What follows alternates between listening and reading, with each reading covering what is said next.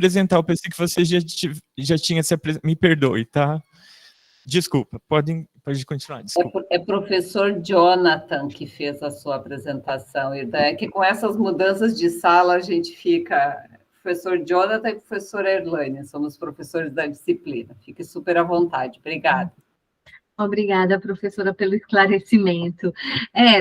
De fato, eu estava achando algo confuso, porque ele fala comigo no WhatsApp como Jonathan, e aqui está aparecendo Maurício, mas obrigada, né? Elucidou aí a problemática.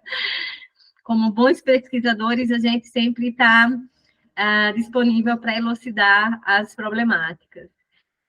Pessoal, a professora Priscila também, boa noite. Quero agradecer à professora Priscila, a professora Erlaine, professor Jonathan, pelo convite. É um prazer estar aqui com vocês. O professor falou um pouco do meu currículo, né? E quando ele falou comigo, a semana passada, eu tinha mandado um artigo, né? Que é um dos artigos que faz parte hoje da minha linha de pesquisa, né? Enfrentamento às mudanças climáticas. Então, eu achei por bem tratar desse assunto, mas aí ele falou que eu poderia também discorrer um pouco sobre a minha pesquisa, né? Eu já estou na área de energia já faz uns 22 anos. Eu comecei como estudante de graduação na área de petróleo, né? Então, na área de petróleo, de certa forma, eu fiquei durante um bom tempo, né, pesquisando inúmeras questões, desde contratuais até questões legislativas, normativas, de aplicação das rendas petrolíferas, que vocês conhecem muito bem, como royalties de petróleo. Isso foi objeto do meu doutorado em energia em 2012. Mas, obviamente, né, pensando na indústria de hidrocarbonetos, eu me debrucei também, ao longo da minha carreira, na indústria de gás natural. Trabalhei durante um bom tempo na distribuição de gás canalizado, tanto do ponto de vista teórico, que eu fiz o mestrado nessa área de gás canalizado, contratos de concessão, e também do ponto de vista profissional. Durante muito tempo, eu fui consultora na área de gás canalizado. E aí, no setor elétrico, eu também fui analista de uma empresa de consultoria chamada Excelência Energética, e com isso também eu pude aprender bastante com o setor elétrico, né? Então, assim, durante uma boa, digamos, um bom tempo, a minha pesquisa ficou bem conectada ao direito da energia, né? Eu faço parte também do Instituto Brasileiro de Direito da Energia. E como vocês devem comentar bastante na pós, energia, né, é um fator de produção extremamente relevante para um país, né? É um fator de produção que entra na indústria, que entra no comércio, que entra nos serviços. Então, energia, digamos, é um excelente fator de produção para as economias. Então, por causa disso, né, os países encaram a energia como bem estratégico e, obviamente, a gente tem uma matriz energética mundial baseada nos combustíveis fósseis, né? Vocês já devem ter escutado bastante sobre isso. A gente teve a descoberta do primeiro poço de petróleo na Pensilvânia, nos Estados Unidos. Depois disso, o petróleo foi o grande motor da segunda revolução industrial. A primeira revolução industrial foi o carvão, e aí, em seguida, a gente teve o petróleo dominando a segunda revolução industrial. E aí, a partir do petróleo, a gente criou todos os derivados, né, que abasteceram a indústria automobilística e também a indústria química e petroquímica, né, dando suporte aí para a sociedade pós-moderna que a gente vive hoje. E aí o direito da energia no Brasil, ele vai ter uma mudança relevante a partir de 1995, né? A gente teve a Constituição Federal, a redemocratização do país na década de 80, a Constituição Federal de 1989, Em 1995, vem uma série de emendas constitucionais que, digamos, modifica a cara do setor energético brasileiro. Antes, o setor energético era, sobretudo, predominante, né, em empresas estatais, só o Estado poderia desenvolver. E aí, a partir de 1995, com essas reformas constitucionais, a gente tem uma flexibilização do modelo, e aí abre-se para outras empresas privadas atuarem no setor de petróleo, gás natural, energia elétrica. E aí a gente teve também a Lei Geral de Concessões, a 8987, de 1995, e aí com tudo isso a gente foi modificando, né, o viés do papel do Estado na economia da Constituição no seu texto original para a Constituição pós-emendas de 1995. E aí, com tudo isso, né, a gente vai aprendendo um pouco sobre o direito da energia. A Lei do Petróleo, que é a 9478, de 1997, ela veio também com a perspectiva de criar o Conselho Nacional de Planejamento Energético, de Política Energética. Então, a Lei do Petróleo, ela também trata do planejamento energético nacional. E o planejamento energético nacional, ele se baseia, sobretudo, numa cesta. Ou seja, a gente não quer investir em um único energético. A gente quer a nossa soberania energética e, para isso, o Brasil ele lança mão de uma série de tipos de fontes primárias. Né? As fontes primárias, em regra, né, elas podem ser classificadas como fontes renováveis e fontes não renováveis. Os hidrocarbonetos, petróleo, gás natural e seus derivados se enquadram, né, nas fontes não renováveis. E fontes renováveis a gente tem eólica, solar. Obviamente, né, hoje em dia já existem discussões, a hidrelétrica, né, a energia hidráulica, ela é considerada fonte renovável, mas, obviamente, muitos teóricos criticam, porque se não chover, né, a gente vai ter uma escassez hídrica, a gente vai ter aí os reservatórios vazios e não gera. Então, assim, tem todas as discussões sobre essa permeabilidade que se envolta nos conceitos de energia tradicional. E aí, com isso, né, vocês vão ver essa evolução do direito da energia e as discussões climáticas caminhando juntas. E aí, com isso, a gente teve o protocolo de Kyoto, né? Obviamente, né, se a gente for mais lá atrás, a gente teve a Conferência de Estocolmo, em 1972, que traz a primeira percepção do desenvolvimento sustentável, da sustentabilidade. Depois, a Rio 92, trazendo todas essas discussões de que tipo de desenvolvimento a sociedade queria construir, né? E aí um desenvolvimento sustentável, qualificando o conceito de desenvolvimento, saindo de um viés particular do crescimento econômico, crescimento, entenda-se, incremento do PIB, para uma série de outros fatores qualitativos que daria o norte ao desenvolvimento, e o desenvolvimento qualificado, que é o sustentável. E aí, com isso, a gente vai ter nas discussões sobre os impactos ambientais, inclusive os impactos ambientais que a produção da energia gera. Como vocês estão aí numa pós, né, de agro, salvo engano, né, a professora Priscila me explicou rapidamente, né, vocês são, sobretudo, focados em agropecuária, agroindustrial. Então, com isso, eu estou falando um pouco dessa história, né, para a gente também situar o quanto de emissões que a agroindústria significa em termos de emissões de carbono, mas a gente vai vendo, né, os usos finais de energia, as fontes primárias, os centros de transformação e aí os usos finais de energia, né? Para que é que a gente usa a energia? A gente usa a energia em todos os setores da economia. E aí na indústria vai ter utilização de determinados energéticos, no setor industrial, no setor automobilístico, nas residências, né? A gente vai ter particularidades como o uso de energia para cocção, o uso de energia para calefação, o uso de energia para aquecimento. Então, tudo isso vai lançando o norte do que é a sociedade moderna em termos de consumo energético.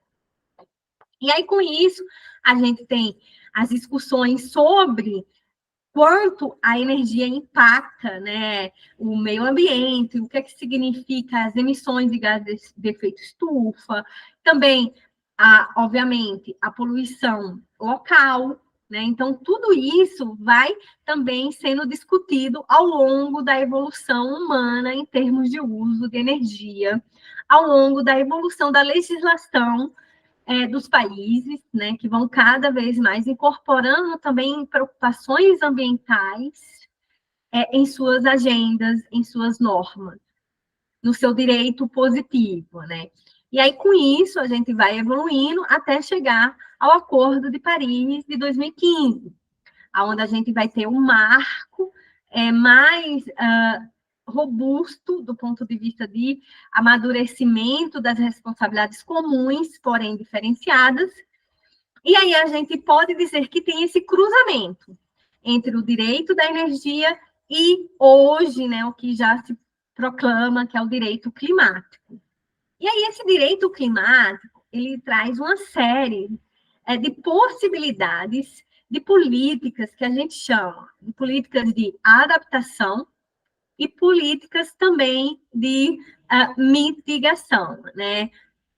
Obviamente, a gente também vai ter as tecnologias, e as tecnologias a gente vai discutir um pouco, e é nessa seara que vai estar as soluções baseadas na natureza.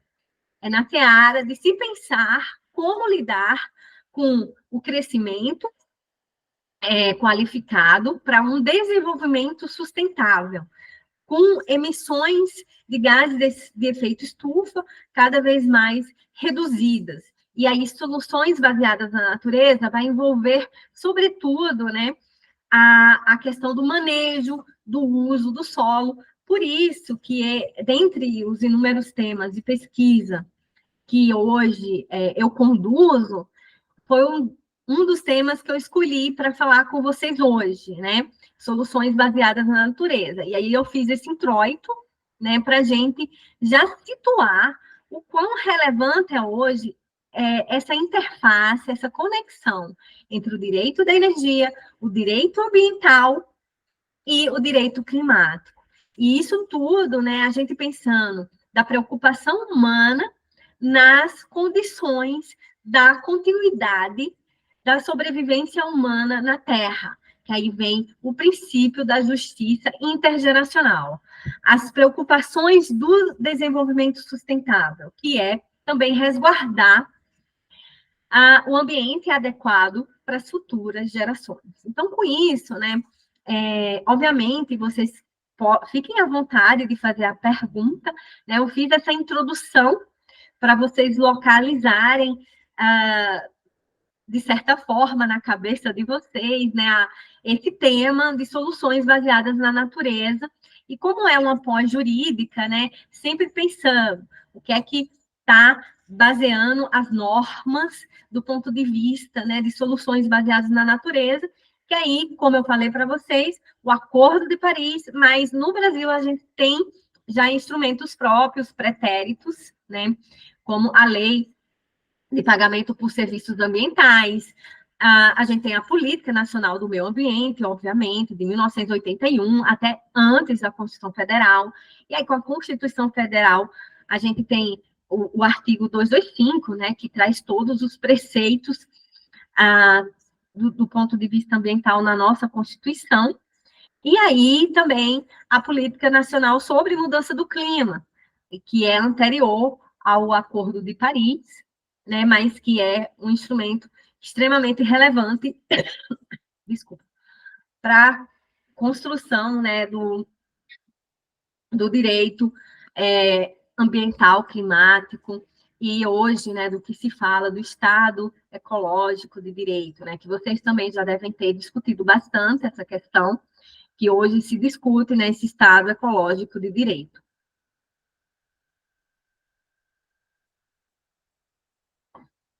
E aí eu passei um texto para vocês, né, que foi um texto que eu desenvolvi com um grupo de pesquisa, da qual dois alunos são meus doutorandos, né?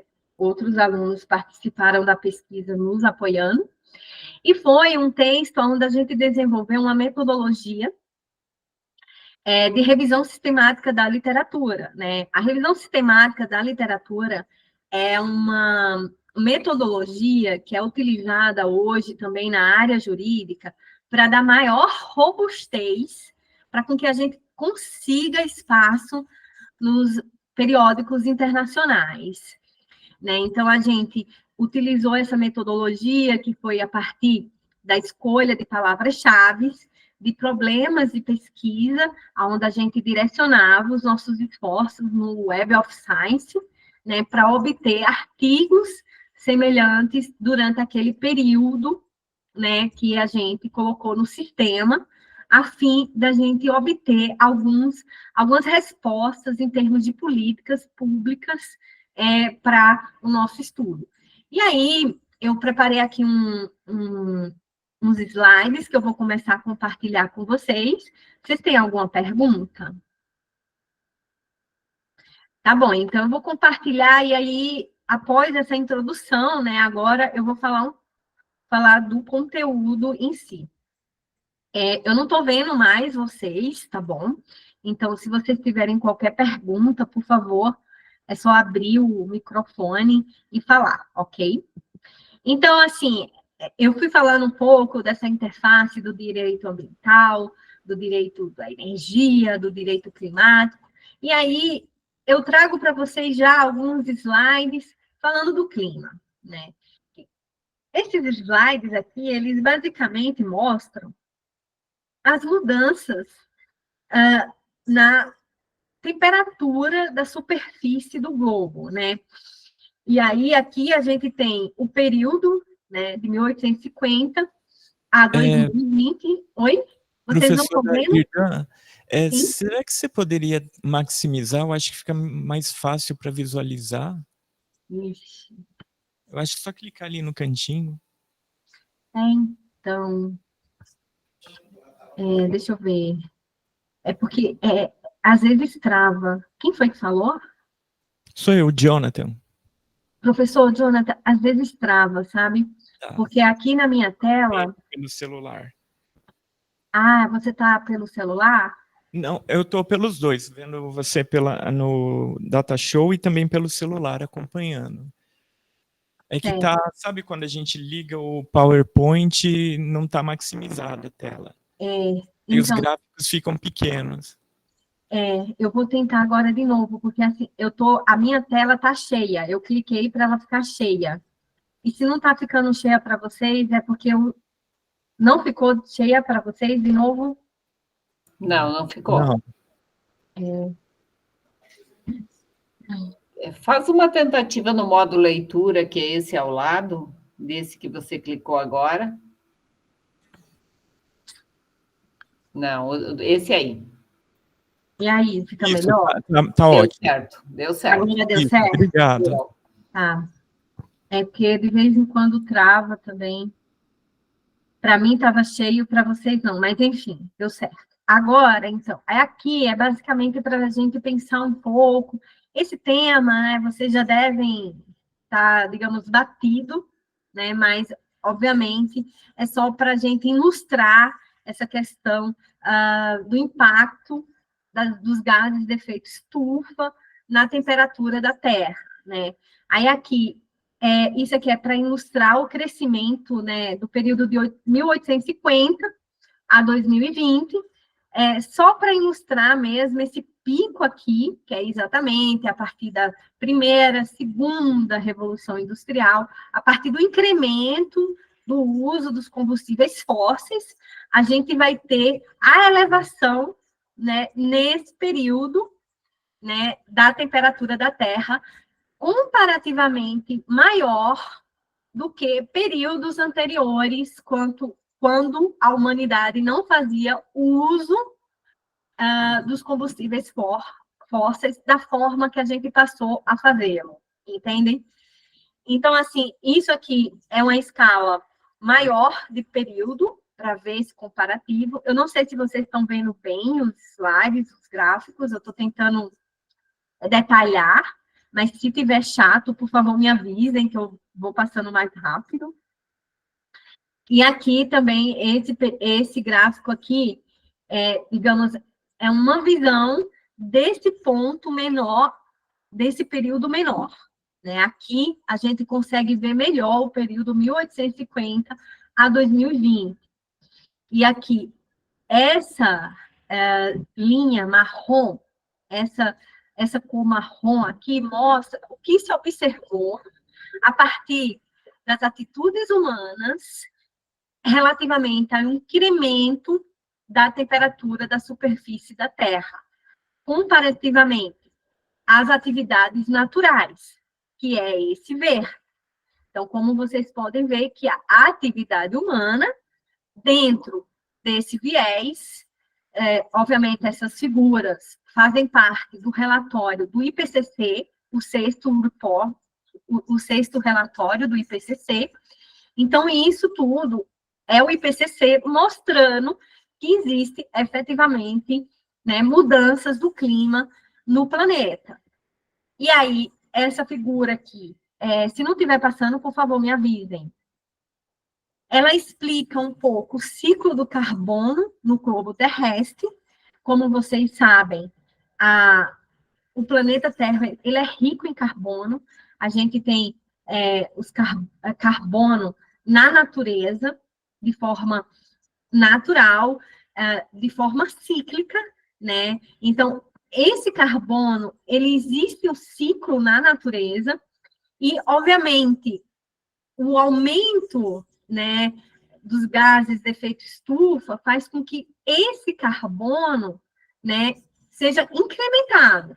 A gente tem o ciclo que é natural, onde se espera a existência de carbono na natureza, mas com a atividade humana, o percentual passa a ser maior.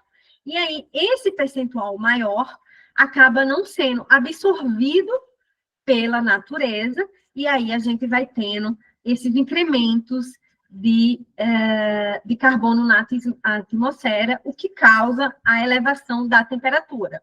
É só vocês imaginarem que vocês estão dentro de um carro, né, num dia de sol. E aí, vocês estão dentro desse carro, tem um vidro, né, vai entrando o sol pelo vidro, e aí dentro do carro vai ficando cada vez mais quente, cada vez mais quente. Então, a atmosfera funciona exatamente como o vidro do carro. Então, aqui a gente tem outra figura mostrando esse incremento dos níveis de carbono, de dióxido de carbono, né, na atmosfera ao longo de 2 milhões de anos.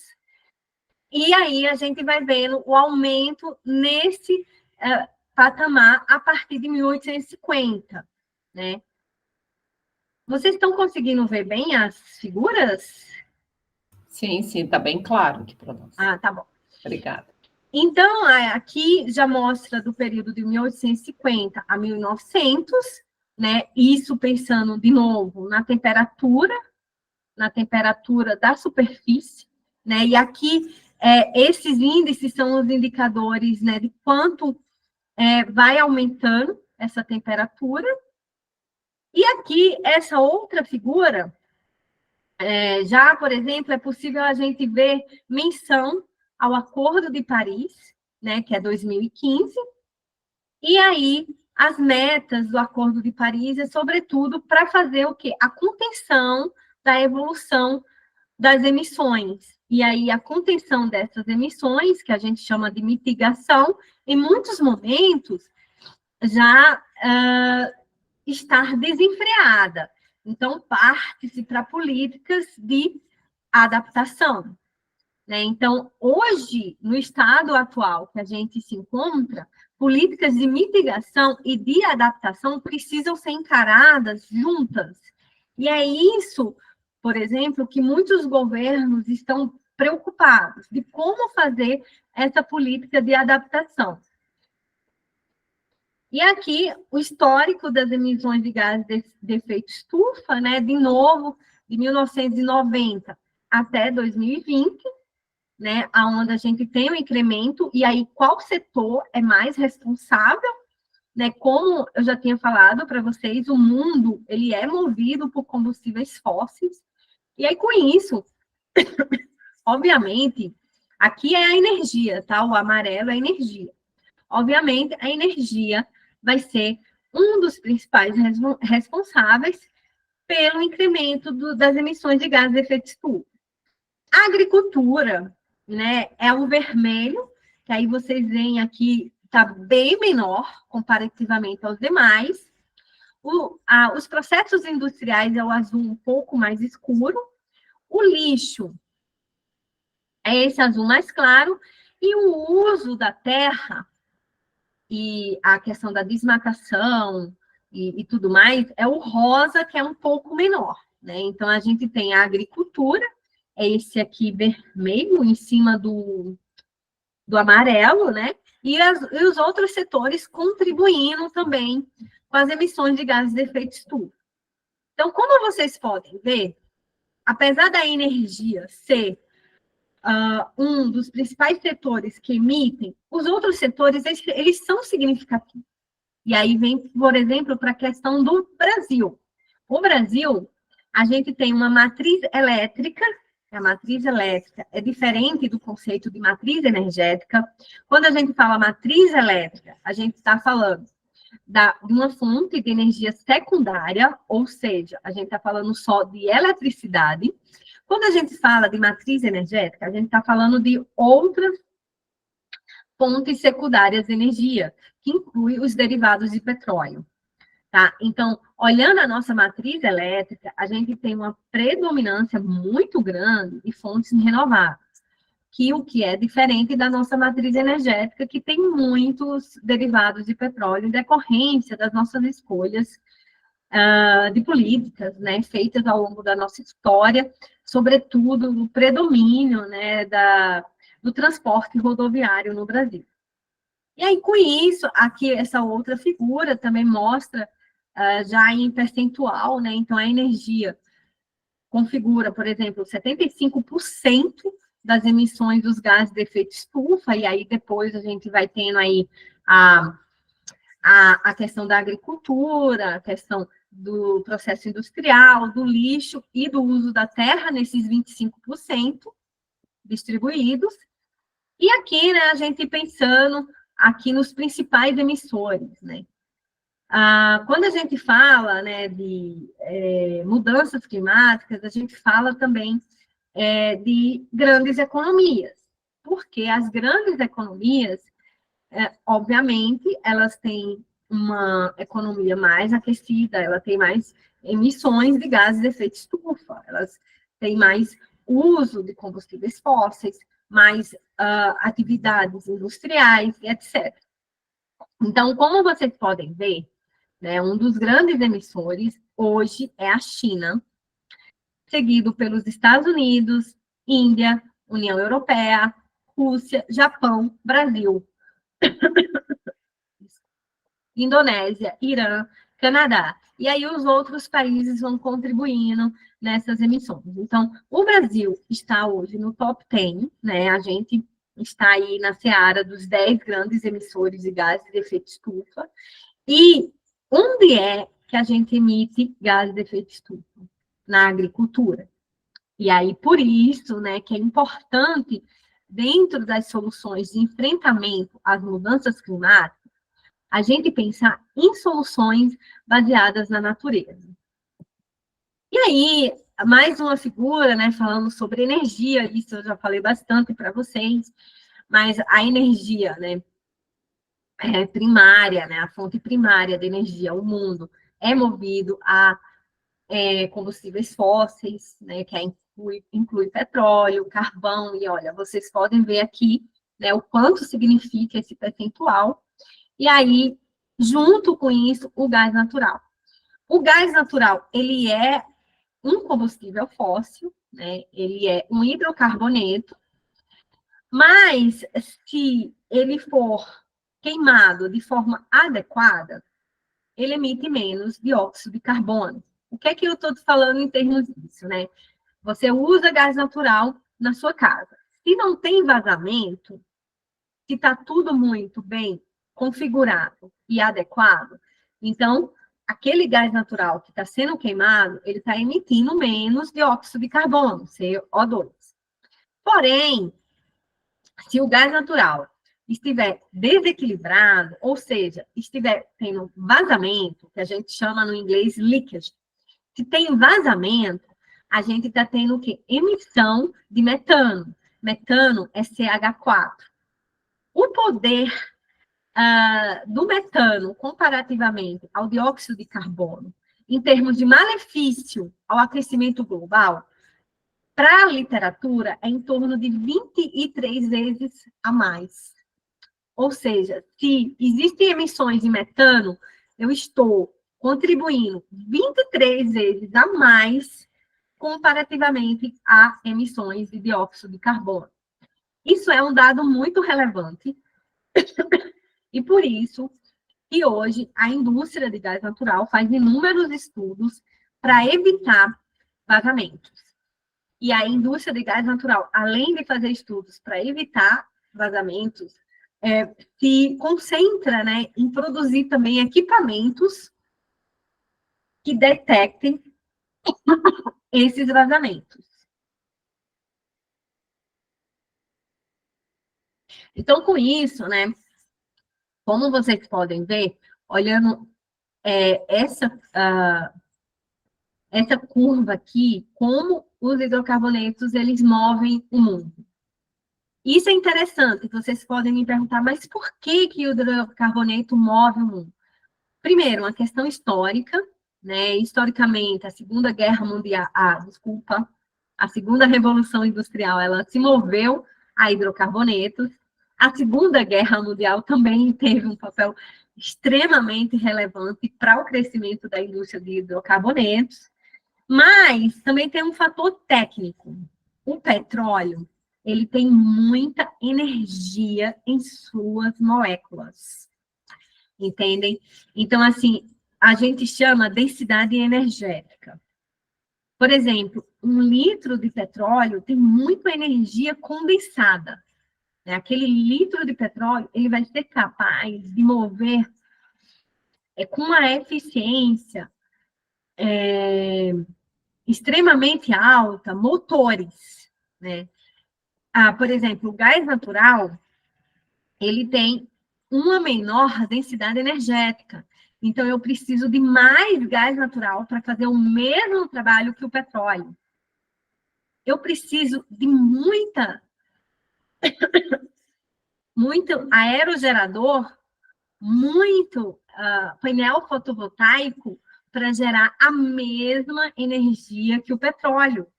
Entende? Isso é uma questão técnica, de densidade energética. Desculpa. E além dessa densidade energética, tem questões logísticas também. Por exemplo, o petróleo, ele é um combustível líquido, ou seja, ele tem um fácil tipo de armazenamento, uma fácil logística de distribuição. Já o gás natural, por exemplo, como ele é gás, ele precisa de infraestruturas apropriadas para contê-lo sob pressão. Entendem? Então, tudo isso faz com que a configuração das indústrias de energia se diferencie. E aí, por isso que a gente vê o quanto os combustíveis fósseis significam em termos de predominância de energia primária no mundo. Aqui, vocês podem ver, essa figura começa em 1800 até 2022.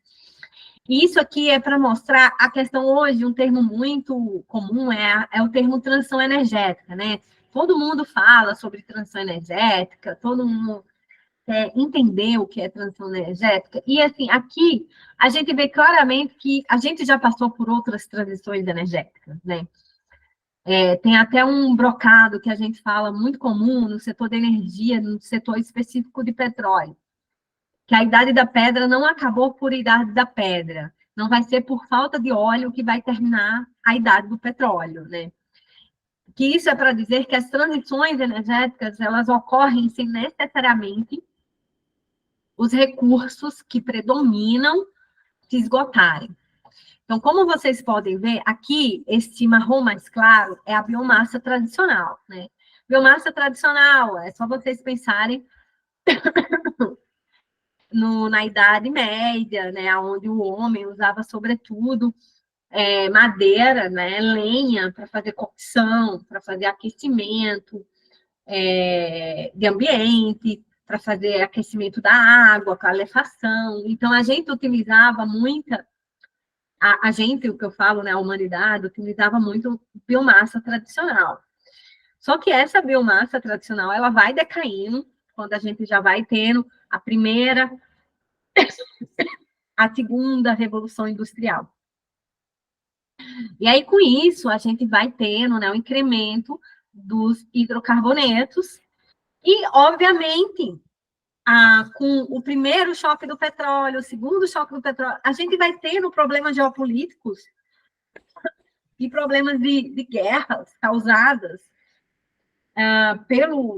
pela ideia, né, de possuir o petróleo e choques de petróleo que desbalanceia, digamos, as economias nacionais, que ocasiona decréscimos no PIB, tudo isso, né, a questão da segurança energética, esse conceito de segurança energética. A gente teve o primeiro choque de petróleo, o segundo choque de petróleo, né? Então, com isso, esse choque de petróleos, no final da década de 90, a gente, 1975, né? Final do século XX, vamos dizer assim. A gente tem esses choques de petróleo que vai fazendo com que os países se preocupem com sua cesta de energia. Por quê? Porque energia é soberania, energia é estratégia, energia é crescimento de PIB. Então, com isso, os países vão lançando mão de outros tipos de energia, que aí a gente tem as fontes renováveis. A hidroelétrica, a eólica, a solar, que foram se desenvolvendo de forma mais acirrada a partir do primeiro, do segundo choque de petróleo, inclusive o etanol, né? Que aí são os modern biofuels e outras renováveis. Vocês são muito jovens, então eu não sei se vocês lembram do Proálcool, né? O Brasil, para passar por esses choques de petróleo, criou, no início lá da década de 80, o programa Proálcool, né? Que foi a inserção do etanol na frota de carros do Brasil. Obviamente, o Proálcool, ele teve a sua decadência pela questão da confiabilidade energética, ou seja, a gente tinha muitos problemas de abastecimento, né? E aí a questão da confiabilidade, ele é um indicador muito relevante para a demanda. E aí, com isso, né, a gente vai superar o problema que aconteceu na nossa indústria de etanol a partir do desenvolvimento da tecnologia flex fuel. Ou seja, falta etanol, você tem o combustível gasolina para abastecer o seu carro. Então, você incrementou a confiabilidade do combustível a partir da possibilidade dessa mudança tecnológica. Então, um aprimoramento tecnológico que ocasionou o aprimoramento da confiabilidade do energético, do combustível etanol. Então, assim, com isso, né, os países eles foram investindo em energias renováveis. Também a primeira, a segunda crise do petróleo ocasionou também melhorias na eficiência energética, nos programas de conservação de energia. Então, foi um momento histórico extremamente importante para a gente repensar o uso da energia. E aqui, de novo, né, repete bastante isso que eu tenho falado com vocês, só mudando um pouco o período, né, de novo, só para a gente ver essa questão das fatias, né, o quanto significa, mas, obviamente, vocês conseguem ver que de 1973 para 2019, a gente tem uma diminuição do carvão e do óleo. Por quê? Porque se migra para o gás natural. Pela ideia de que aquilo que eu já expliquei, se o gás natural ele for utilizado de forma adequada, emite menos dióxido de carbono do que o petróleo e o carvão. Então, com isso, você vai ter um benefício de emissões de gases de efeito estufa. Inclusive, durante a pandemia, né, a Europa investiu bastante no uso do gás natural e até o gás natural passou a ser compreendido como um energético de transição, né? Ele seria aquele energético que possibilitaria a saída do mundo do uso do carvão e do óleo para migrar para as energias renováveis. Então, o gás natural estaria nessa transição. Porém, veio a guerra da Ucrânia e a Europa é muito dependente ao gás russo. E aí, com isso, né, hoje teve todos os problemas relacionados ao gás natural, ao abastecimento de gás natural na Europa, e aí o que é que se observou? O incremento de outras fontes de energia na cesta de energéticos da Europa. Aqui a oferta interna de energia, mas aqui a gente já começa a olhar no Brasil, tá? Aqui o Brasil, como vocês podem ver, quando a gente pensa oferta interna de energia, a gente tem um papel relevante do hidrocarboneto, né? Aqui, petróleo e derivados, carvão, gás natural, esse amarelo, e carvão, esse preto, né? Então, como vocês podem ver, ó, 2022, aqui, por exemplo, a gente tem de hidrocarbonetos uma oferta interna de aproximadamente 150 bilhões de toneladas de óleo equivalente.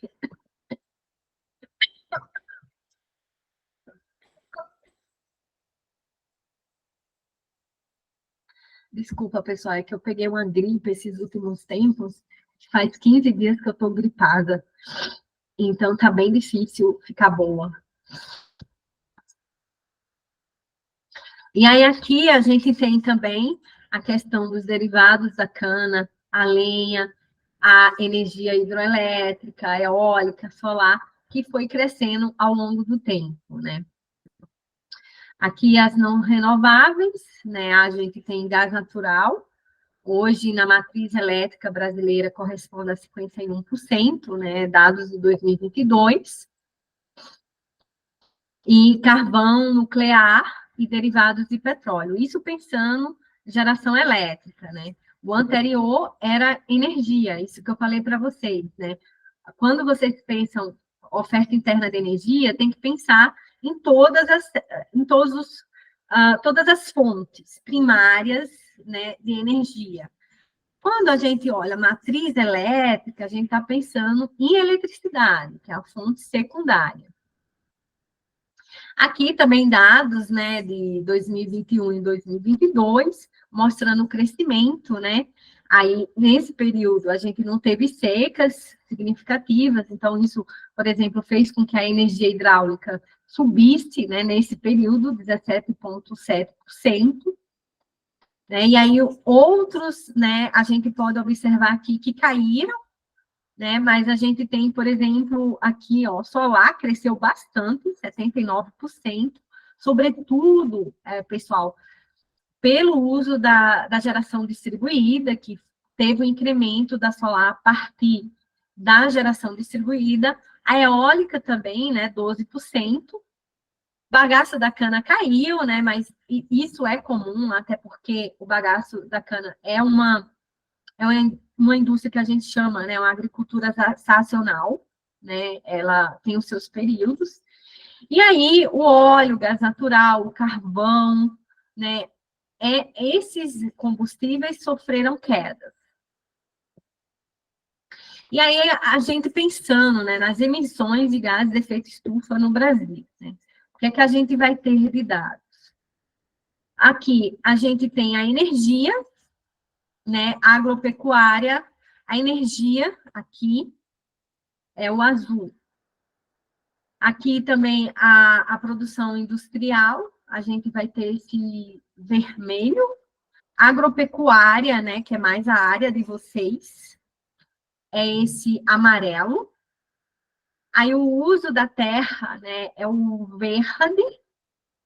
E o laranja, né, a gente pode falar assim, é o resíduos. A gente vai tendo qual é o perfil das emissões de gases de efeito estufa no Brasil, a gente vai tendo esse cenário, né? Aqui, explicando de novo essas emissões em toneladas, né? A mudança do uso da terra e florestas, é esse verde aqui, que aí vocês podem ver o quanto é significativo. Depois, a agropecuária também. O marrom, né? A energia, depois da agropecuária, a gente tem a energia. Depois, os processos industriais e os resíduos.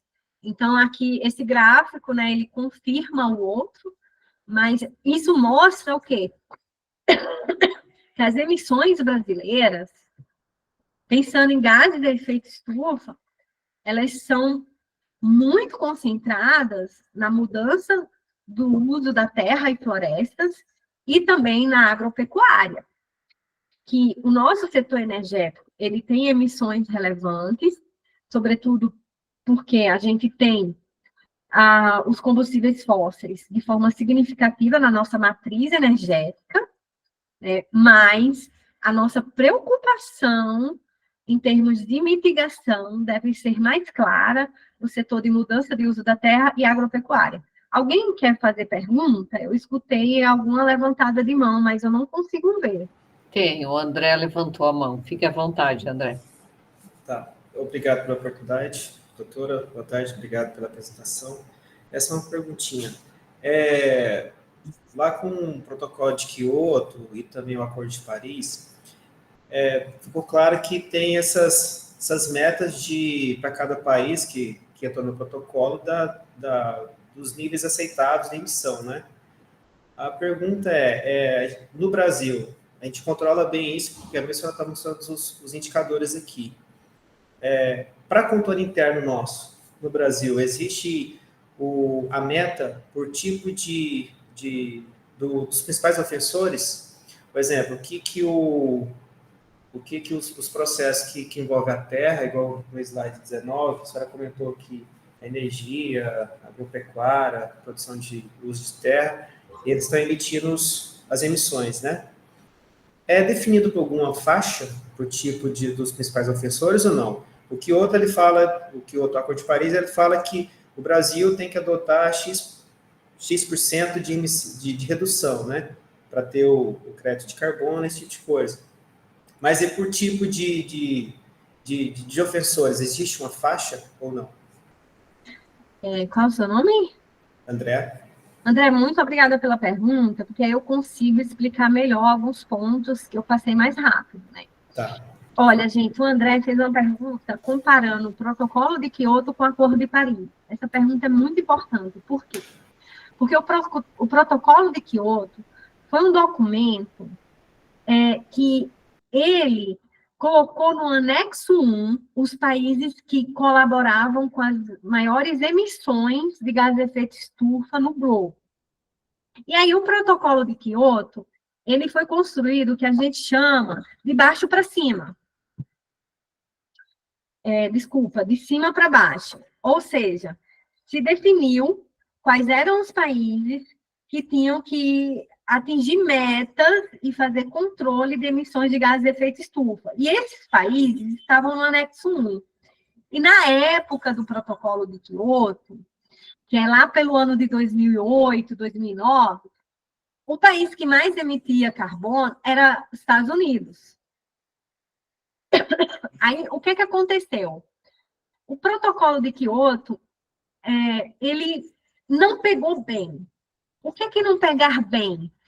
Ele teve muitos países que passaram a ser signatários. O Brasil era signatário do protocolo de Kyoto, mas os Estados Unidos falou, não, eu não vou assinar o protocolo de Kyoto. Eu não aceito fazer parte do anexo 1 e a China não fazer parte do anexo 1. Porque a China, ela é país em desenvolvimento, mas ela está poluindo quase igual a mim. Esse foi o argumento dos Estados Unidos na época.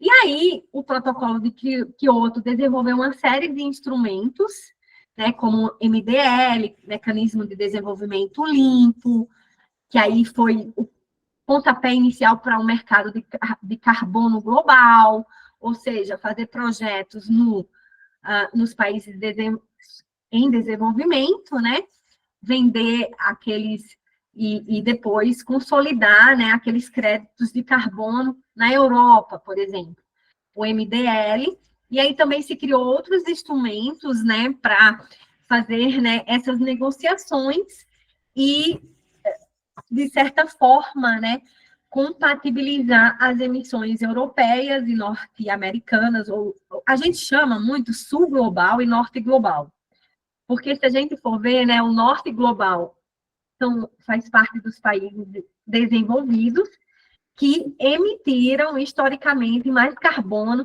do que os países do sul global, que são os países em desenvolvimento. Então, no âmbito do direito climático, a gente chama os países de norte global e sul global. E aí, os países do norte global acabaram, os países europeus, eles assinaram o protocolo de Kyoto, eles ratificaram e eles cumpriram, né? Tanto que cresceu o mercado de carbono, de créditos de carbono via MDL, via projetos em comum. Enfim, a gente percebeu isso durante a vigência, né, do protocolo de Kyoto. O protocolo de Kyoto, ele continua vigente em alguns aspectos, mas aí em 2015 veio o Acordo de Paris. E aí, qual é o conceito do Acordo de Paris? Bem, a negociação climática, ela envolve uma série de fatores, né? A gente está falando de economia, a gente está falando de PIB, a gente está falando de desenvolvimento. Que país não quer crescer? Que país não quer ter a sua população empregada? Que país não quer oferecer qualidade de vida aos seus compatriotas? Tem todas essas questões envolvidas. Então, as negociações internacionais, a diplomacia, tentou pensar num mecanismo, numa forma de que os países se engajassem, né?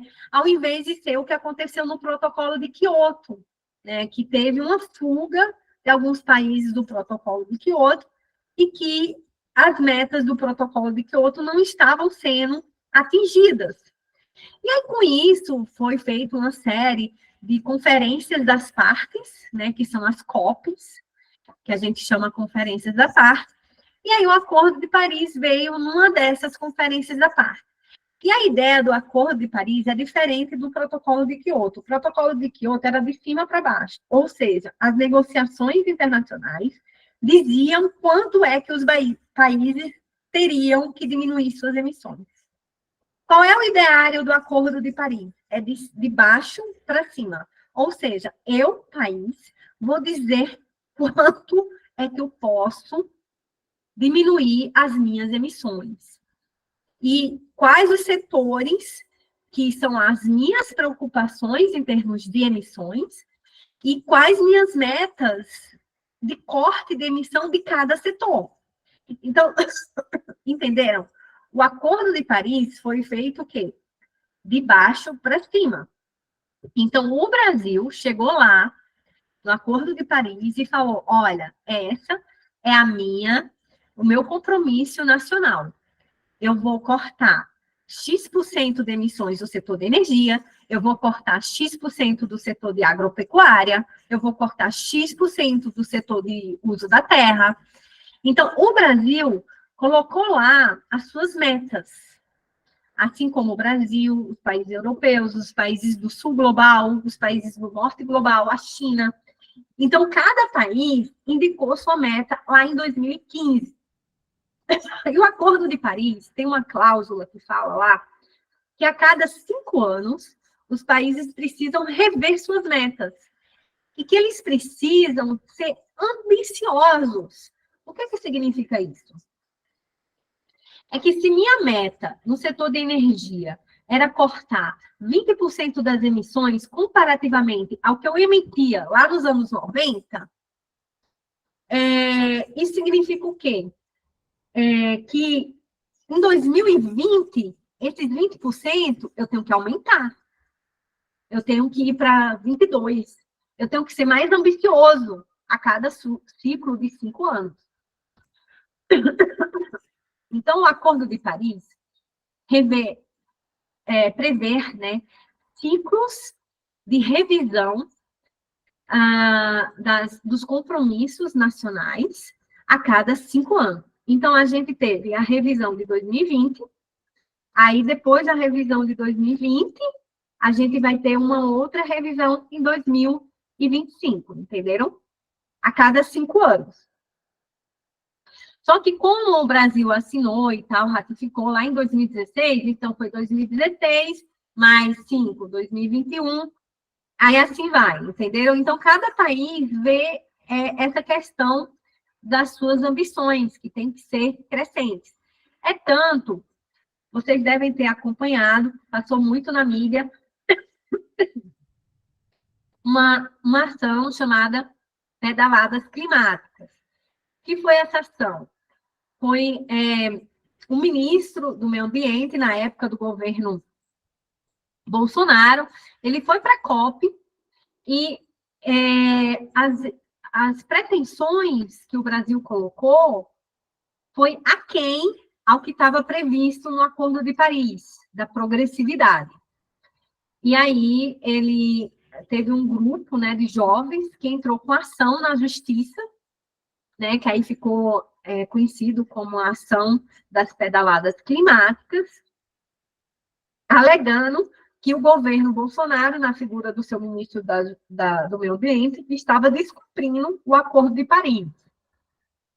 E aí, essa ação, né, recentemente, no final de 2023, que teve a COP28, ela entrou, os autores entraram num acordo com a atual ministra do Meio Ambiente, a Marina, e eles encerraram a ação.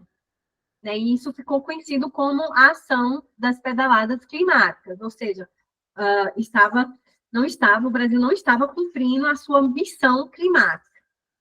E aí, na COP28, que foi em novembro de 2023, o governo Lula reparou e colocou suas ambições climáticas. Então, André, como você pode ver, o Brasil indica quais são os setores e quais são as políticas que ele vai implementar para diminuir as suas emissões de gás de efeito estufa.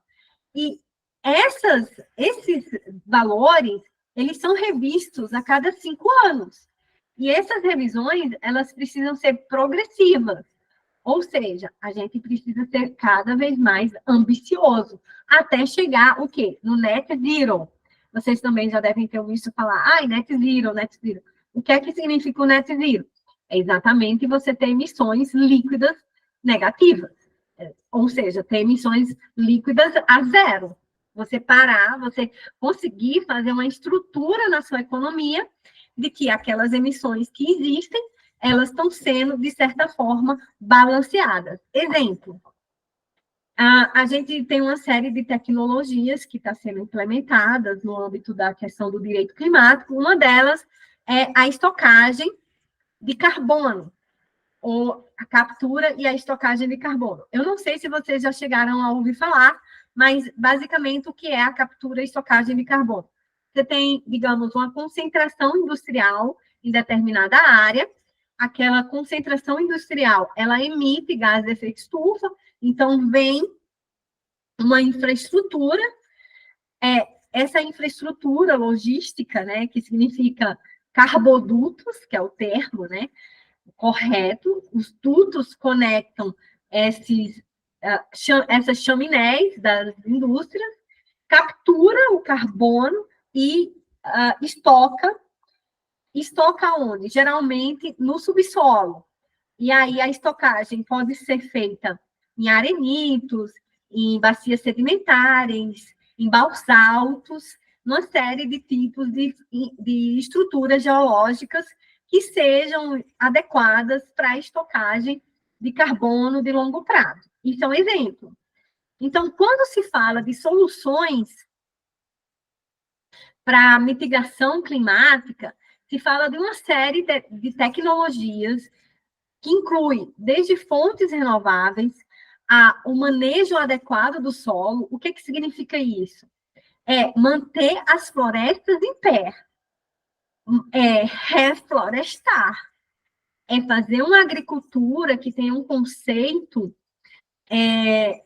que é a agricultura junto com a floresta. Então, são todos esses conceitos que fazem com que o Brasil, né, ou outro país, consiga o seu desejo de ser net zero. Eu acho que eu respondi, né, André? E, obviamente, como eu falei para vocês, né, o Ministério, o governo brasileiro tem que acompanhar essas emissões. Cada ministério é responsável pelo seu setor. A gente tem um mapa, Ministério da Agricultura e Pecuária. Ele tem que acompanhar as emissões do setor. Ele tem que acompanhar as políticas de mitigação, as políticas de adaptação climática. Então, a gente hoje, cada ministério tem que ter na sua pauta a questão do clima. E hoje já existem também sites brasileiros que acompanham as nossas emissões. Exemplo, tá vendo esse aqui, ó, segue. É só vocês entrarem nesse site, vocês conseguem acompanhar. É porque como eu estava com muito problema de saúde, eu não consegui preparar alguma coisa mais sofisticada para mostrar a vocês, a gente entrar no SEG. Mas eu peço que vocês entrem no SEG, que tem uma bela base de dados. Pode perguntar.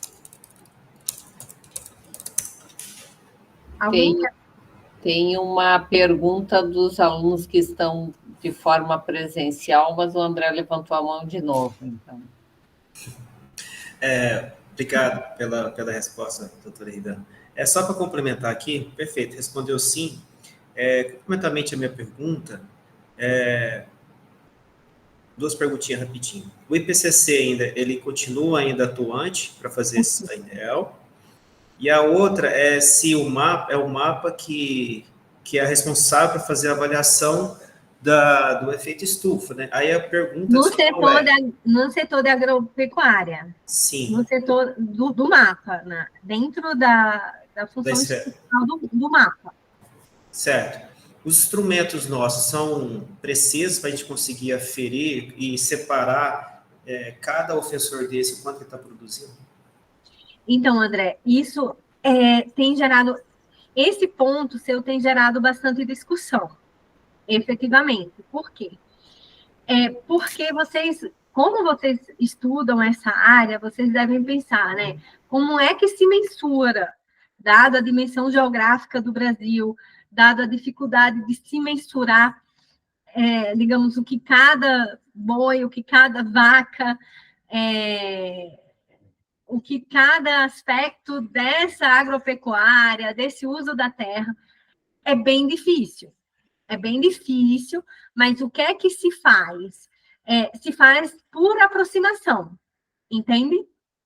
Então, por exemplo, o mapa, ele faz, digamos, ele pega, por exemplo, a quantidade de hectares, a quantidade digamos, de boi, de vaca que tem naquele determinado território, aí faz uma aproximação de qual seria a emissão de cada um desses animais, e aí faz uma certa projeção, entende? Então, este é um dos mecanismos. Tem se tentado, né, aprimorar a partir do uso de tecnologias, por exemplo, aeroespaciais, que conseguem fotografar a área e diferenciar a cor do carbono. Então, assim, tem sido aprimorado, digamos, a coleta de informações sobre as emissões no setor agropecuária e mudança e uso das terras e florestas. Tem a dificuldade? Tem, mas a ideia é aprimorar ao longo do tempo. E aí, pensando, o mapa, ele fica responsável por esse segmento, por esse setor. A energia, né? Quem é o responsável? O Ministério de Minas e Energia, que já tem uma secretaria exclusiva para isso, né? O processo industrial, aí você tem também as secretarias que tratam especificamente desse assunto.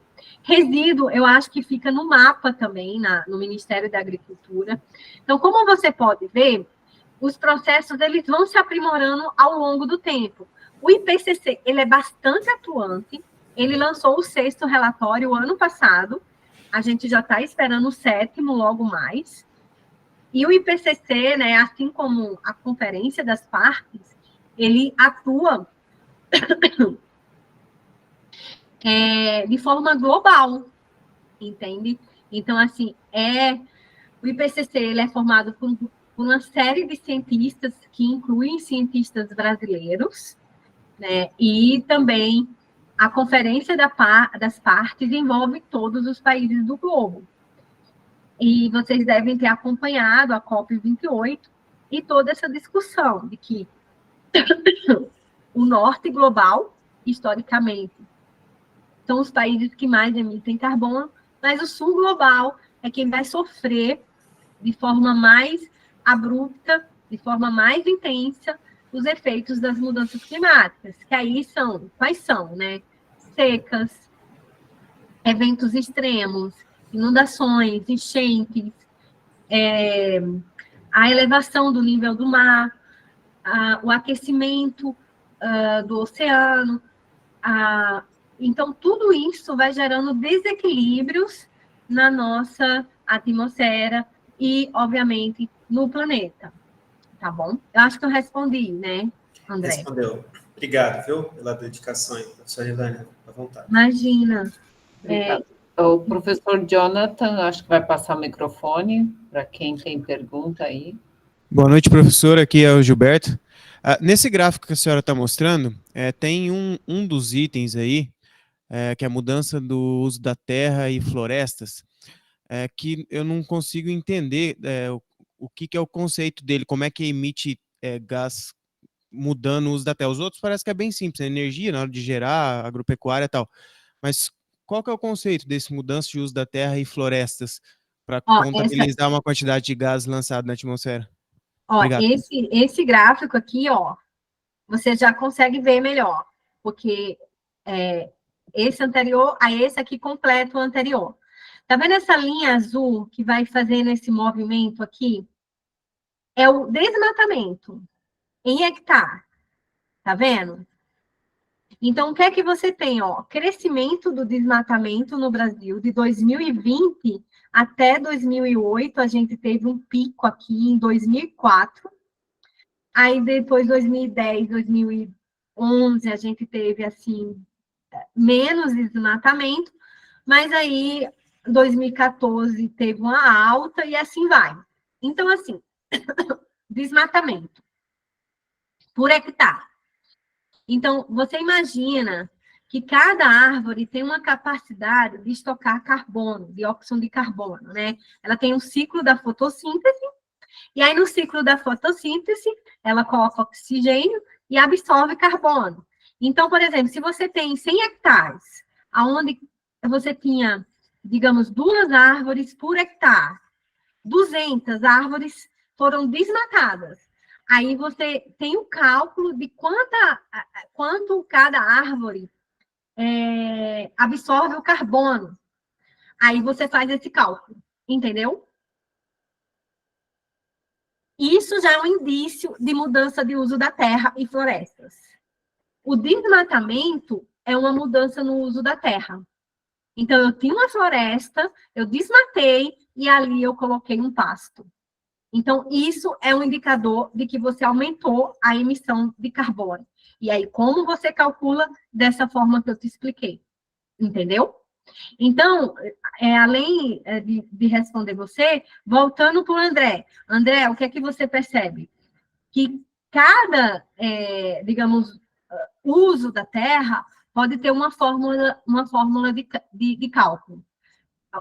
Uso da terra e agropecuária. Entenderam? Eu respondi? Tá bom. Eu acho Aqui que sim. positivo. Obrigado, professor. Tá, obrigada. Então, aí, né, continuando, a gente tem esse infográfico, aonde vai, digamos, trazendo outras explicações e trazendo a questão, por exemplo, de quanto a gente emite de gás carbono, que é o dióxido de carbono, CO2, o metano, que é o CH4, o óxido de nitrogênio, que é o N2O, e outros que é tipo a clorofluorcarboneto, sabe? Esses outros gases que também colaboram para o aquecimento, que é esse HF6. Então, como vocês podem ver, o que a gente mais emite no Brasil é carbono, que corresponde a 67%. Né? O metano é 24%, o N2O, que é o óxido nitroso, 8%, e os outros fluorcloretos, né, 1%. E aí, com isso aqui, ó, a gente vai vendo outros detalhes, que eu acho que tá pequeno, tá, gente? Eu peço desculpas, mas depois eu mando esse PowerPoint para o professor Jonathan e vocês podem estudar mais. Como eu falei para vocês, está disponível no site do SIG. É só vocês entrarem. O site do SIG é muito rico, vocês geram infográficos na hora, vocês vão colocando os indicadores que vocês querem nos gráficos, e você vai tendo tudo isso. Então, ó, o que a gente vê aqui, ó? Agropecuária, quando a gente está falando de estimativas de gases de efeito estufa, corresponde a 25%. A energia, 18%. Aqui é o uso da terra, 49%. Florestas e florestas secundárias, né, 42%, uso da terra, né? E aqui, resíduos, 4%. Então, e setor industrial, 4%. Então, o que a gente vai vendo nesse infográfico? Que as maiores emissões do Brasil estão concentradas no setor de agropecuária e uso da terra. O que significa isso? Que é super relevante trazer a discussões das soluções baseadas na natureza para a gente reverter esse cenário de emissões. Aqui, né, de novo, olhando o percentual em termos de mundo, né? O que é que essas emissões significam para cada país. Depois vocês olham com mais cuidado, né? Porque aí a gente já tinha visto que o Brasil está no top 10. Aqui a questão das contribuições, que a gente já entra na questão das soluções baseadas na natureza, né? As soluções baseadas na natureza, a gente vai ver que ela é um conjunto de medidas que tem como foco a mitigação dos gases de efeito estufa, utilizando soluções que já estão disponíveis na natureza. E aí aqui é só para explicar, né, que utilizar essas soluções vai proporcionar a diminuição dos gases de efeito estufa e vai auxiliar a gente manter uma temperatura, né, a menos 2 graus Celsius a partir de 2030. E aí, o tema soluções baseadas na natureza, ele tem sido discutido, né, nas últimas décadas, principalmente no âmbito dos serviços ambientais ou ecossistêmicos e as relações entre seres humanos e natureza.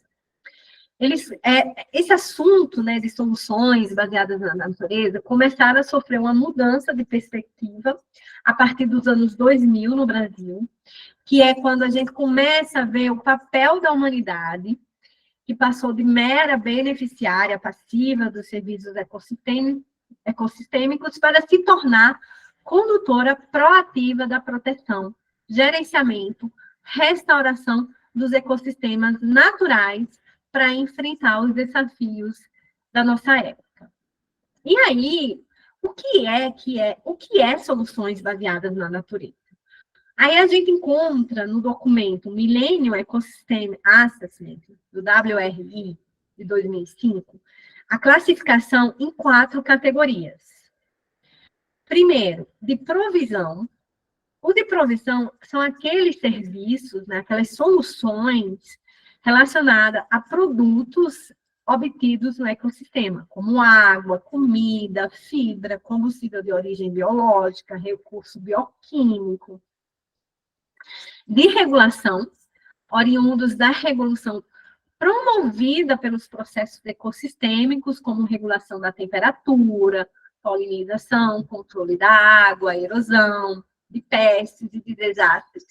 Então, por exemplo, a gente está vendo as enchentes no sul do país, né? Quando a gente pensa numa solução baseada na natureza de regulação, a gente vai pensar o quê? Como tratar a erosão nos rios, né? Como tratar que essa erosão não ocasione, né, esses tipos de enchente culturais, por exemplo, benefícios imateriais relativos ao desenvolvimento cognitivo, inspiração criativa, diversidade cultural, valores espirituais, educacionais, recreação e experiências estéticas, que aí vem o crescimento também de enxergar o conhecimento das comunidades tradicionais, quilombolas e também indígenas, como extremamente relevantes para as soluções baseadas na natureza. De suporte, que aí são serviços ecossistêmicos necessários para a existência de todos os outros serviços, como formação do solo, fotossíntese, produção primária, ciclagem de nutrientes e de água. Então, as soluções baseadas na natureza foram definidas em 2016, num documento da União Internacional para a Conservação da Natureza, na Resolução 069/2016. Aí, eu trago para vocês a tradução livre. As soluções baseadas na natureza são definidas como ações para proteger, gerir de forma sustentável e restaurar ecossistemas naturais ou modificados que abordam os desafios sociais de forma eficaz e adaptativa.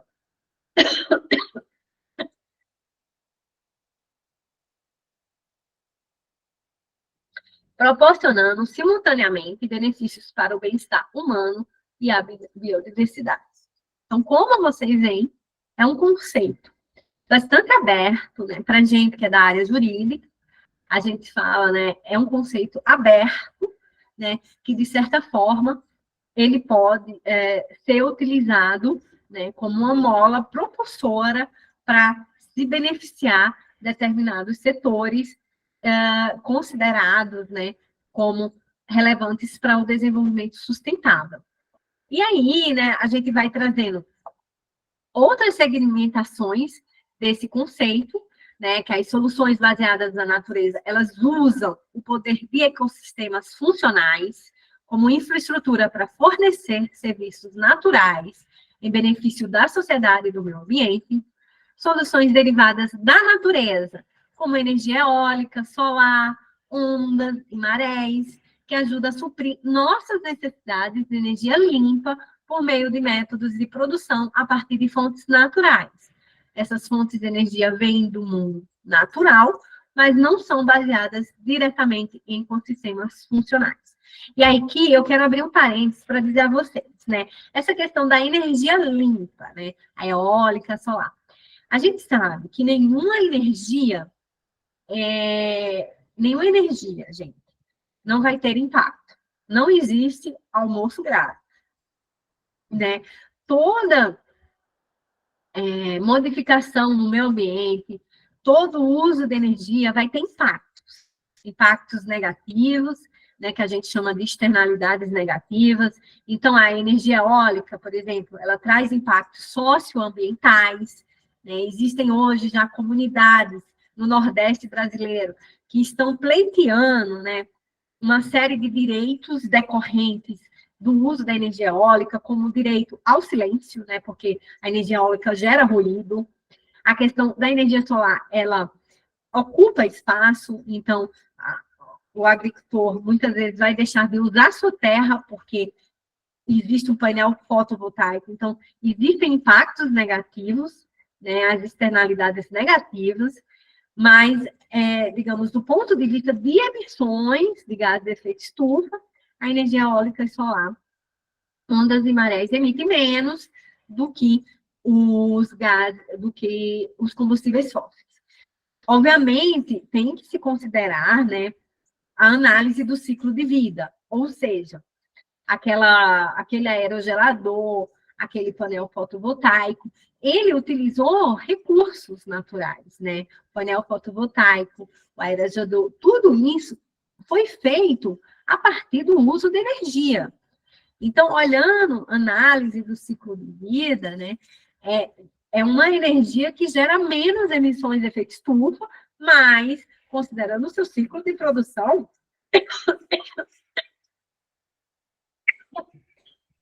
desculpa, a gente pode constatar, né, aí,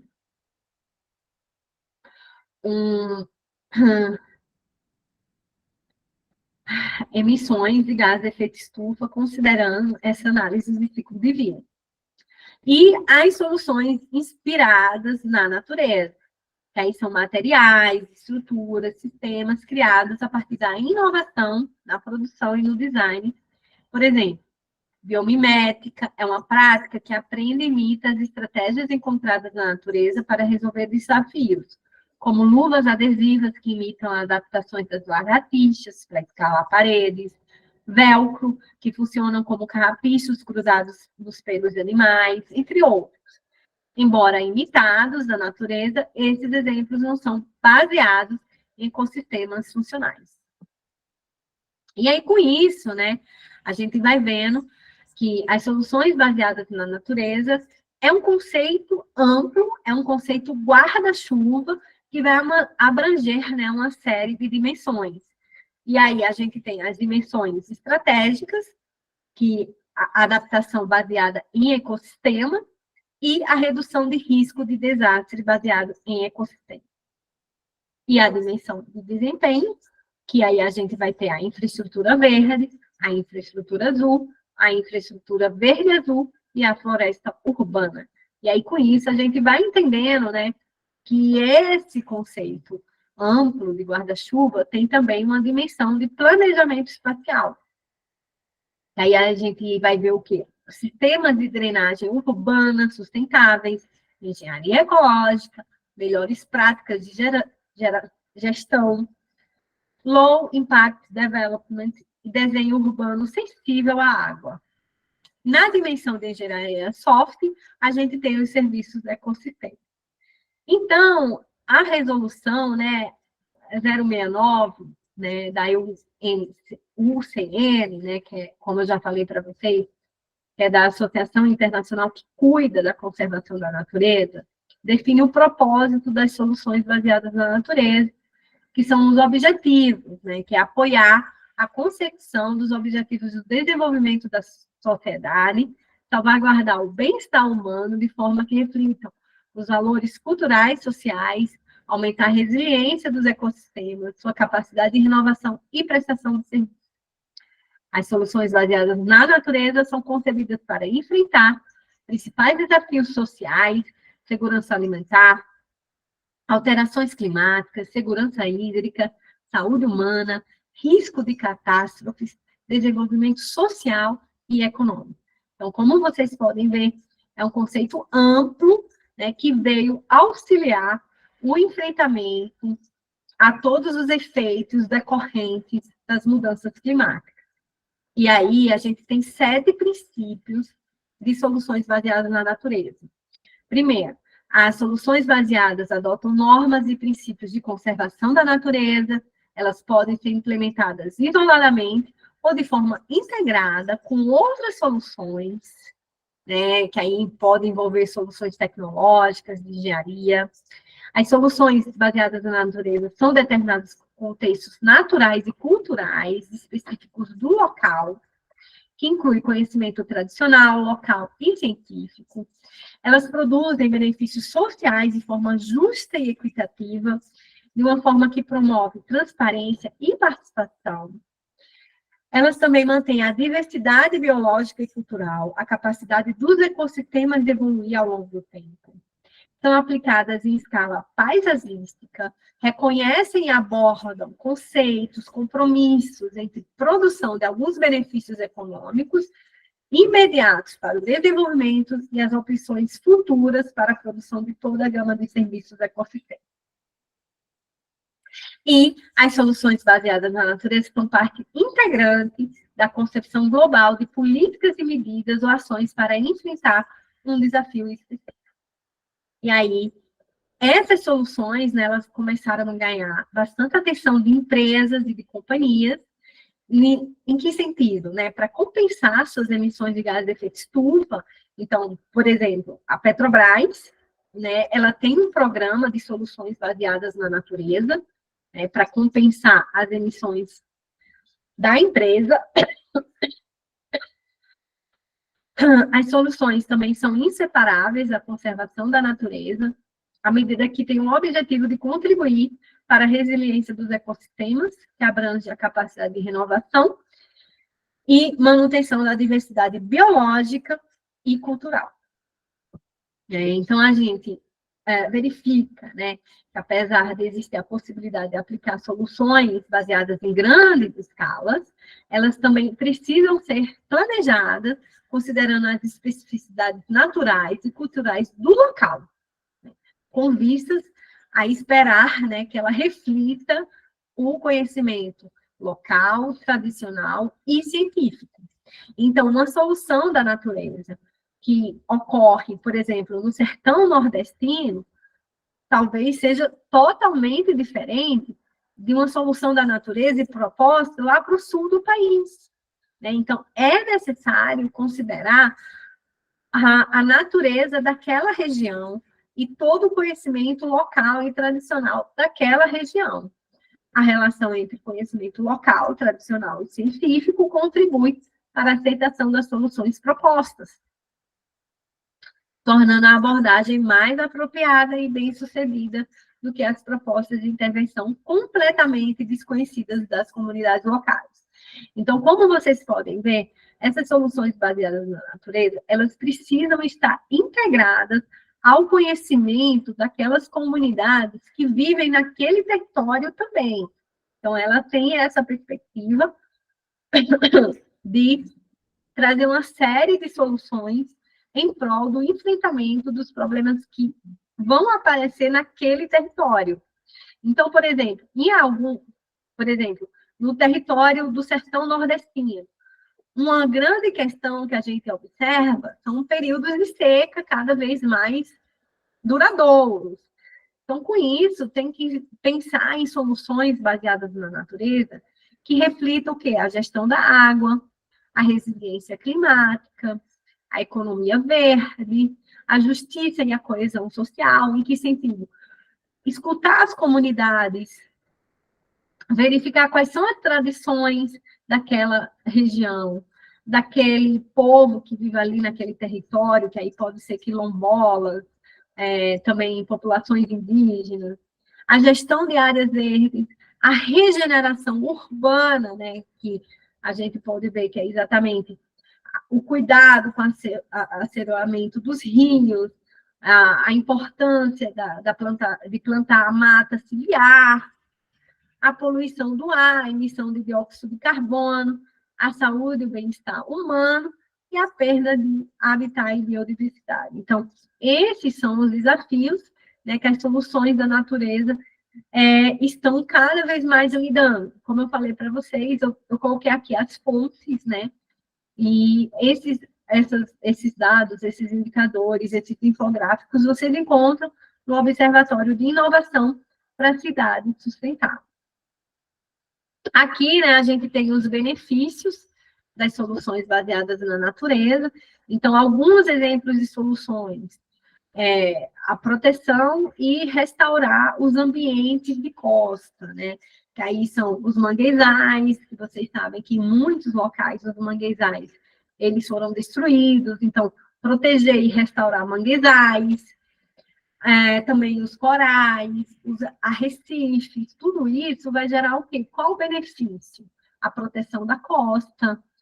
Aqui também filtrar a poluição, né, da água, o sequestro do carbono, a criação do habitat para toda uma biodiversidade e as oportunidades de recreação que a proteção, a restauração do mangue, a restauração dos corais, dos arrecifes.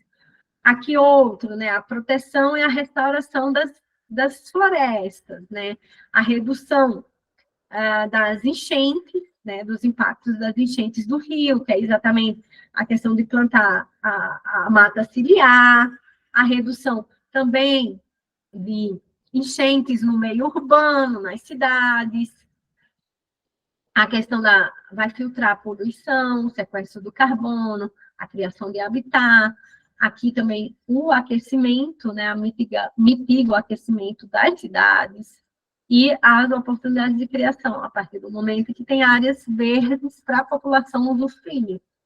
A criação de parques e espaços verdes também reduz, né, as enchentes urbanas, os impactos das enchentes urbanas,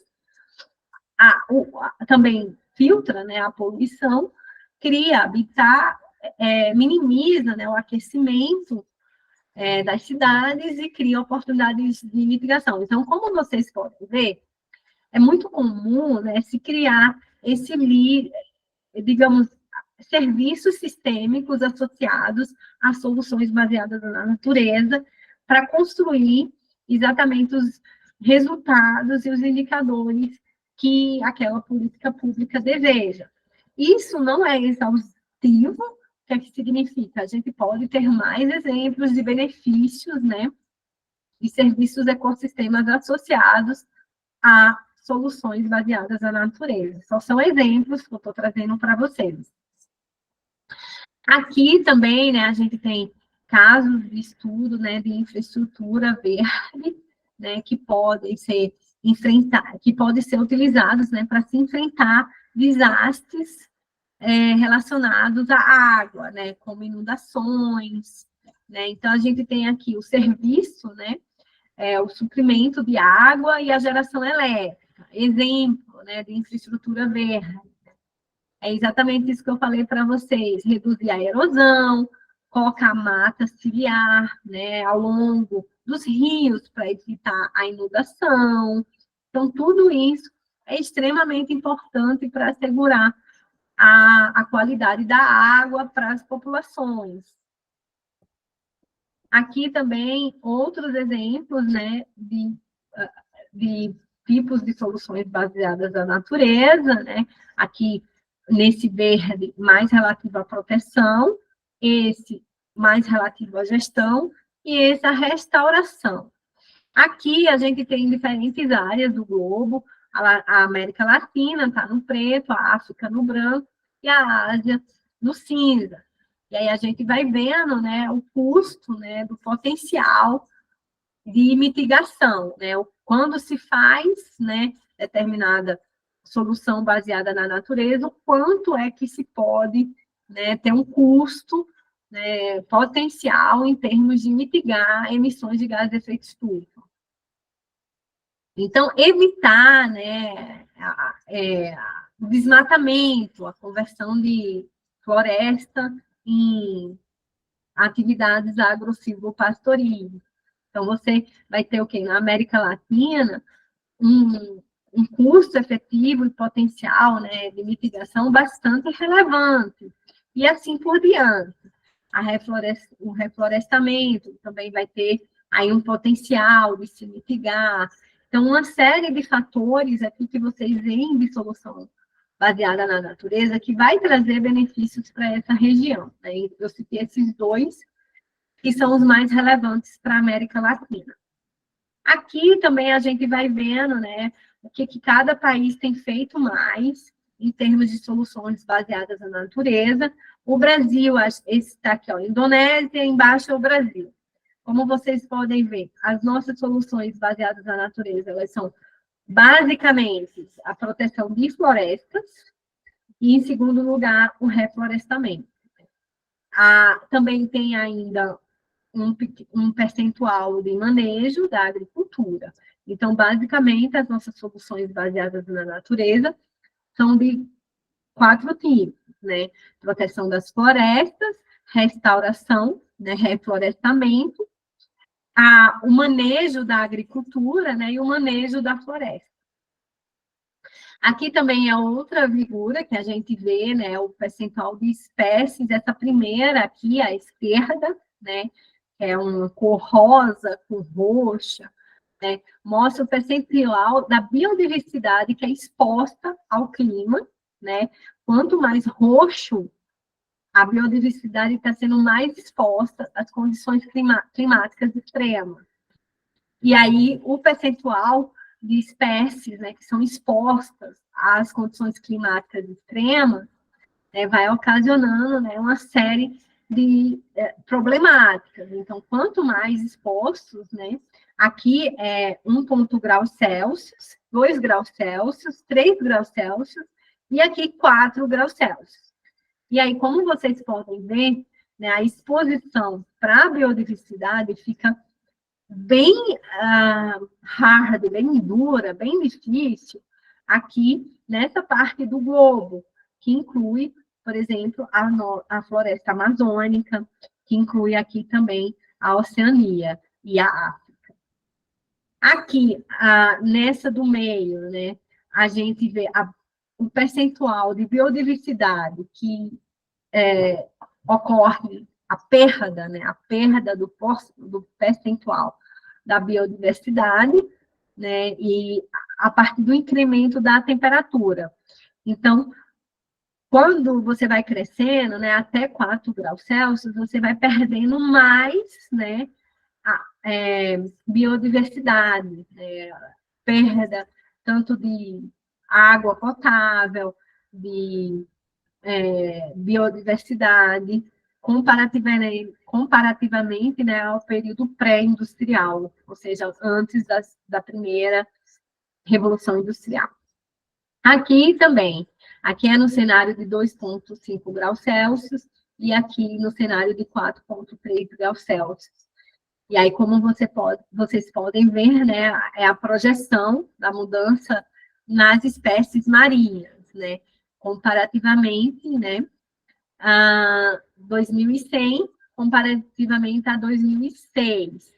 Então, se você tem um incremento de temperatura, né, a gente vai tendo uma perda das espécies marinhas.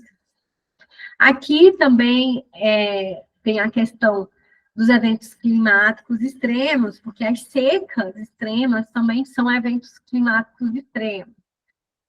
Então, aqui a gente tem o aumento da seca, né, ao longo do tempo, né, eventos de seca são vistos mais a partir dos anos de 1995, tem crescido essas secas, e outros eventos climáticos correlacionados também, aqui esse azul.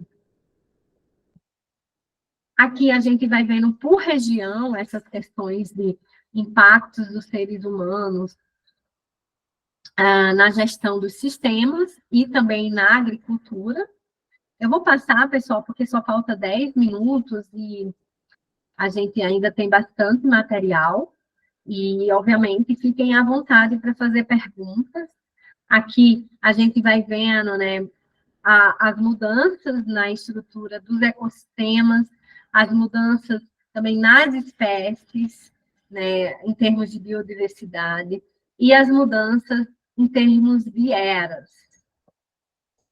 Aqui é um quadro sobre a população, né? Obviamente, a gente tem um crescimento populacional nos últimos anos.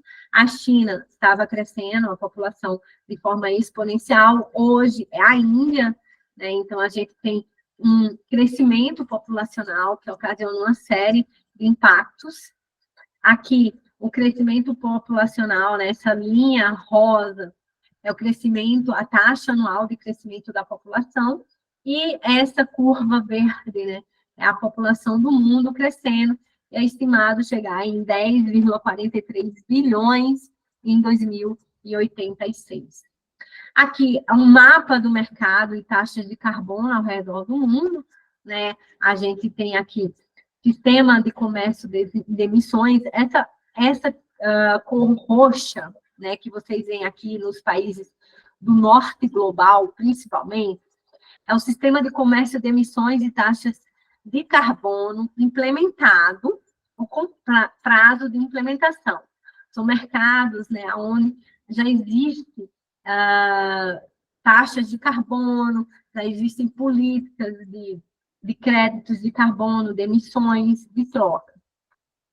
Esse em azul são países onde existe um sistema de comércio implementado ou com prazo de implementação.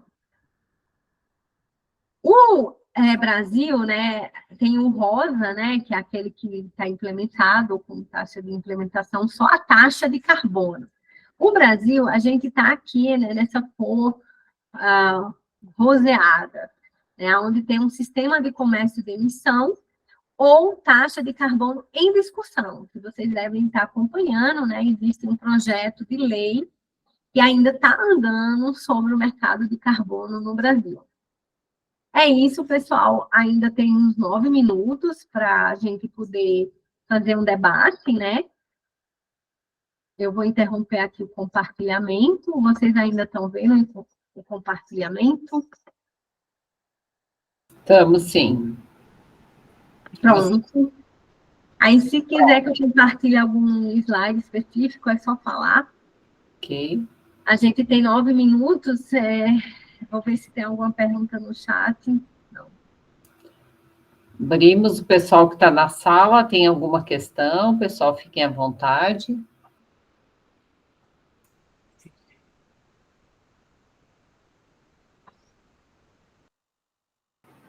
Posso só fazer um comentário, Elaine? Pode, claro. A Priscila está aí ainda. Tô. Menina, já saí da universidade, já estou em casa. Mas vamos lá. Primeiro, assim, agradecer a Irdan pelo convite. Nós já nos conhecemos há algum tempo. E é sempre muito bom escutar alguém do direito falar aqui para o programa, né, de agronegócio. Eu, como egressa do programa, e hoje eu estou como colaboradora, então eu fico muito feliz, porque essa nossa visão, apesar de muitos ainda pensarem, o pessoal do direito vai falar de lei, a gente mostra que, não, pelo contrário, o nosso estudo ele é muito mais interdisciplinar do que parece. Então, eu fico muito feliz, né, da Irdan ter aceito esse convite, né, eu já venho falando sobre direito de energia desde a época do mestrado, na época a Irlane era minha professora até, o Jonathan também, então eles sabem disso, trabalhando a questão de energia renovável, e é interessante porque abre um pouco também a mente dos alunos, né, dos mestrandos, doutorandos, para tentarem entrar nessa área, independente de ser do direito ou não, né? Na semana passada a gente fez um evento aqui sobre tutela coletiva em crise climática, a gente falou bastante sobre pedalada climática, bastante sobre crise climática, litigância, é um tema da moda, né, um dos hot topics de hoje, então acho que é bem interessante aí para o pessoal começar a pensar um pouquinho nesse ponto, até porque muita gente anda falando, né, criticando o agronegócio como se fosse o agro responsável por isso tudo, e a gente sabe que não é, né? O agronegócio é muito maior do que tem se falado aí, que a gente está escutando aí na mídia, confundindo monocultura com agronegócio como setor num todo. Então, obrigada aí, Irdan, mais uma vez, né, de estar aqui participando, e a gente continue as nossas parcerias aí acadêmicas. É isso. Obrigada, Irlane. Obrigada. O professor Jonathan quer fazer uma pergunta, depois ele tem que ir para a sala de aula, mas antes disso, Jonathan, fica à vontade. Certo, obrigado, um prazer ouvir a professora Priscila participando também aqui. Professor Irdan, de toda a sua fala surgiram alguns questionamentos no sentido de que nós temos a boa parte do esforço brasileiro lá representado nas NDCs, né, que representam um pouco desse esforço, mas eu vejo boa parte das ações em relação às mudanças do clima no sentido de mitigação das ações, mitigação das emissões, e não tanto ações de adaptação às mudanças do clima. Você, como na área de direito, atuando também no setor energético, quais avanços que você tem visto no arcabouço institucional, talvez no sentido dos marcos legais, em relação à adoção de ações de adaptação, por exemplo, no setor energético? Oi, Priscila, obrigada. Jonatas, obrigada pela pergunta. Pessoal, a questão da adaptação, ela realmente foi deixada, na minha opinião, no segundo plano, né? Se falou muito nos últimos anos de mitigação. O Acordo de Paris, ele traz uma perspectiva bem maior de mitigação, mas ele trata de adaptação. E por que eu estou falando do Acordo de Paris, né? Porque o Brasil, ele ratificou o Acordo de Paris, então o Acordo de Paris, ele se incorpora ao direito pátrio, né? E aí a gente tem a Política Nacional sobre Mudança do Clima, que é uma lei anterior ao Acordo de Paris, mas que traz muitos conceitos das discussões dentro do direito climático que a gente tem observado desde a Rio 92, desde o protocolo de Quioto. Então, assim, o que é que a gente tem visto em termos de preocupação com a adaptação? Muitas cidades estão começando a fazer leis pensando em mudanças climáticas e em políticas locais de adaptação.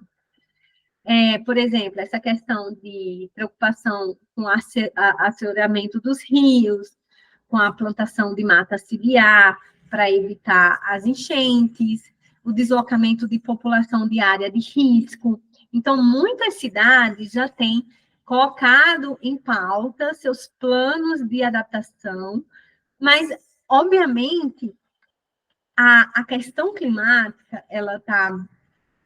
os eventos extremos, a gente pode falar, estão tão acelerados que a gente sabe que existe um certo delay entre a lei e a prática.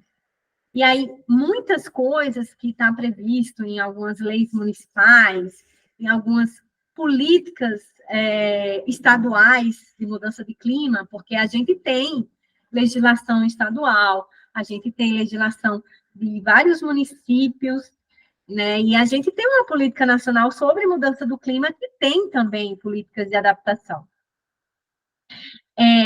Essas políticas de adaptação, elas têm que pensar, sobretudo, Jonathan, em o que fazer diante desses eventos extremos. Por quê? Você começa mitigando, né? Observa-se que a mitigação não está sendo suficiente. O que é que a gente tem visto ao longo desses últimos anos?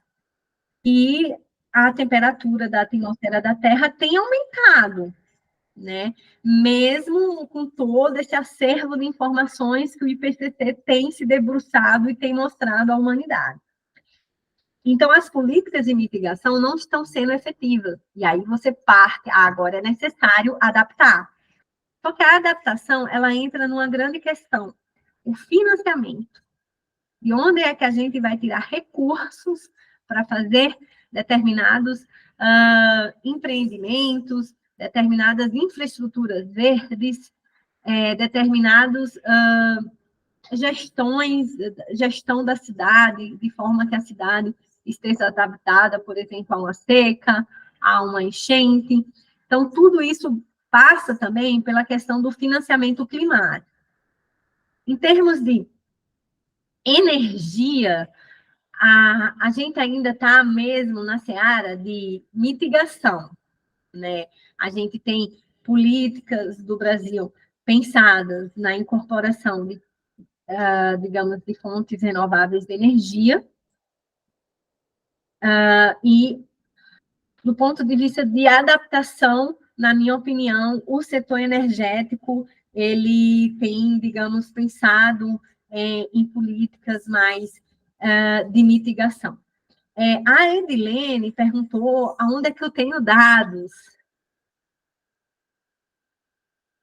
Teria essa informação para compartilhar? Eu não sei que informação se trata. Irdan, ela perguntou que gostaria de saber como está o Brasil no cenário atual quanto ao alcance da meta estipulada.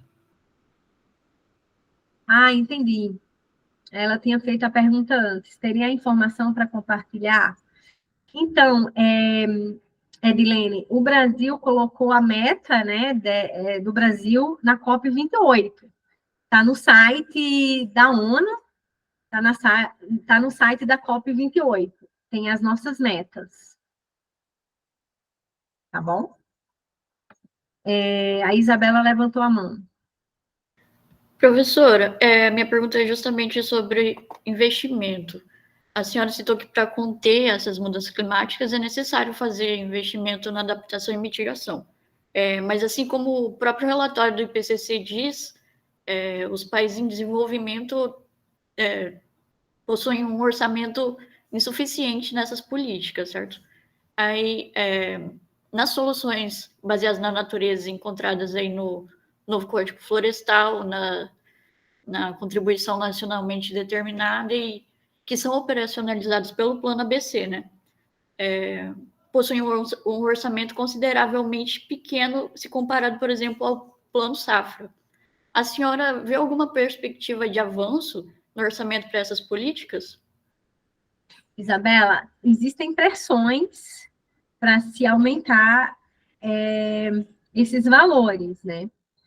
Eu não sei se vocês acompanham a COP28, mas a COP28 teve a discussão bem clara de como alocar, né, recursos em prol do sul global, dos países em desenvolvimento, né, para com que eles fiquem mais preparados, né, para enfrentar os eventos extremos.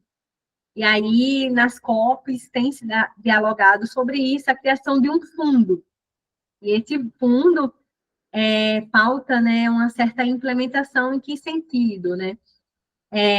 Quem vai alocar dinheiro, obviamente, o norte global. E como é que vai ser destinado esse dinheiro aos países do sul global, que é os países que precisam, né, fazer a infraestrutura adequada para esse novo cenário de enfrentamento das mudanças climáticas. No Brasil, vocês já devem ter ouvido falar que a gente tem o Fundo Clima. Todo mundo já ouviu, né? A gente tem o Fundo Clima. O Fundo Clima foi objeto da ADPF 708, porque foi entrada com a ADPF, né, a Ação de Descumprimento de Preceito Fundamental, que foi intentado por uma série de partidos brasileiros, e aí essa ADPF, né, foi feita toda uma discussão de que o dinheiro do Fundo Clima não estava sendo aportado de forma adequada. Também tem a ADPF 760, que também discute isso, né? Então, a gente tem uma série de ações.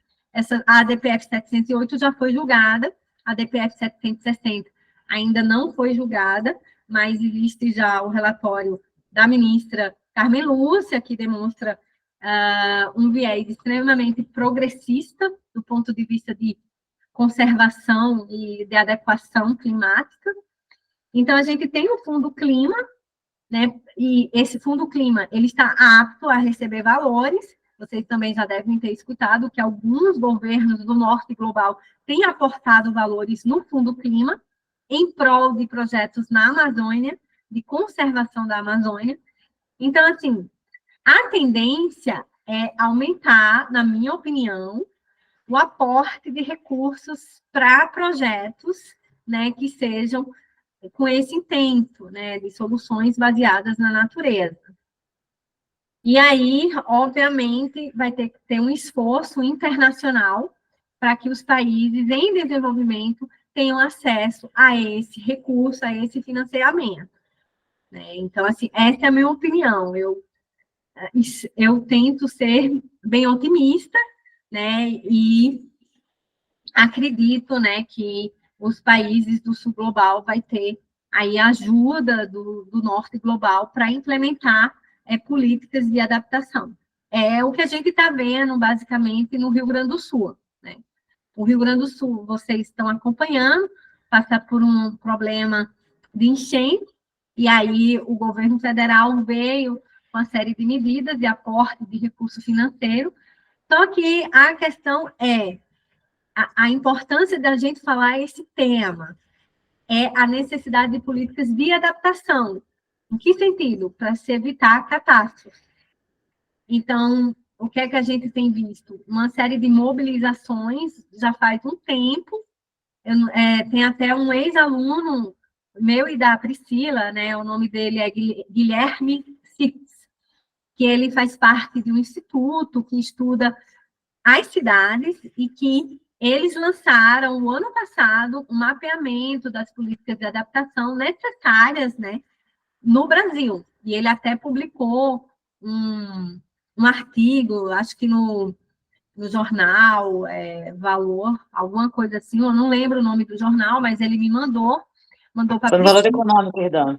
Isso, Valor Econômico, aonde ele traz uma série de questões, ele trabalha nessa área faz muito tempo, né?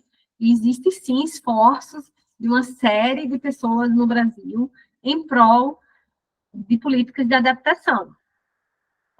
Só que a minha opinião é que tem que ser mais rápido.